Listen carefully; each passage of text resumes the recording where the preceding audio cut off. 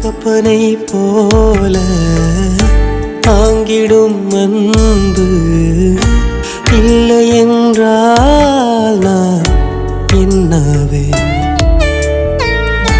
தாய்மடி போல ஆறுதல் தந்த அன்பு இல்லை என்றால் என் செய்வேன்? நான் தடம் மாறின வேளை உன் கரம் தாங்கியதே, நான் மனம் சோர்கின்ற வேளை உன் கரம் தேற்றியதே. உம்மை நானும் நினைக்காமல் தினம் தினம் நான் நிந்தித்தேன். என் தவறை நினைக்காமல் உன் பிள்ளையை நீர் சந்தித்தீர். அப்பா அப்பா